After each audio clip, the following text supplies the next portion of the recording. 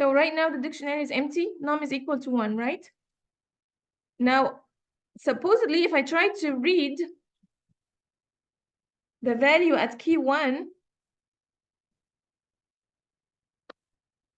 now see, it gave me an error, say key error, because this key doesn't exist. Now, when I try to read a key that doesn't exist, it gives me an error. When I try to write to it, it will add it with the value associated. Okay, so if I step over this line, now see what happened to the dictionary? There's a new element there. Can you see it? Here. So I see here, when I try to write, it added as an element to the dictionary, and now the read is fine. It doesn't give an error when it reads. All right. Now let's try the next iteration. So keep your eye here. All right. Now let's see. We'll try next iteration. So num now is equal to 2. The dictionary value at key 2 doesn't exist yet. Now, once when I try to write to it, it will add it to the dictionary, and now I can read it. Can you see that? Can you see what's happening? Okay, so again, 3 doesn't exist yet. Once I try to write to it, it will add it, and now I can read it. Okay? All right. Now, let's try to do the same thing using a comprehension syntax. Okay? So I'm going to use the same name.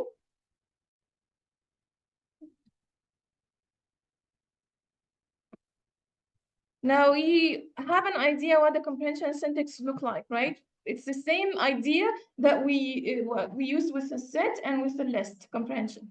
Okay. Now I'm gonna change this name to const so that you can read them both. Now what do? I want to build a dictionary, right? So what kind of brackets I use? Curly brackets, just like the set, right? Now, how does it know it's a dictionary, not a set? Based on the expression that I'm going to add here.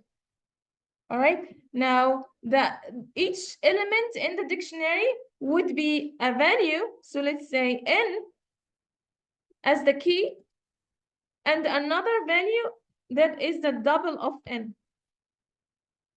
But right now, n doesn't exist. There is no such thing as called n right now. Okay. So in the comprehension syntax, we would define n as the variable inside the loop. So for n range 1 to 11. Okay, so if I didn't have this column, I just had one expression, then what comes out is a set. Now, because I have a column and 2 values, a key value pair, now what comes out is going to be a dictionary. Okay, so now if I try to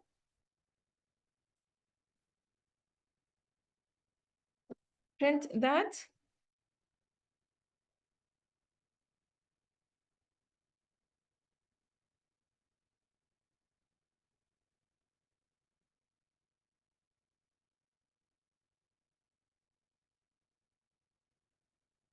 all right, it should give me the exact same set of values here. Okay, what if I want to add some condition? So let's say I don't want value. So let's increase that. Oh no. So let's say I want to skip number 3, or I want to skip all the odd numbers. Okay, how can I skip the odd numbers? So here in the long form, I want to skip the odd numbers from the generation here. What do I do? First of all, you need to put an if statement, right? Okay, so not every iteration in the loop, we're gonna add this value to the dictionary. So some iteration, we're gonna skip this and this condition, right? So what would be the condition that we need in order to skip the odd values? Yes. So here, 10%. You have to use the percentage. yeah, so the modulo give us the modulo give us the remainder. So if we want to know if something divides by a number, we check the modulo. If the modulo is equal to 0, then the number divides by it. Okay? Even numbers divide by 2, right? So if I want to know what are the even numbers, I divide by 2. I check with the modulo 2. If it's equal to 0, then it's even, right? But I wanted to, okay, so now only if it's even, it will go inside this if statement and it would add it. Okay, if I want to check whether the value is odd or not, then I will have to reverse this condition. So I have to negate this condition.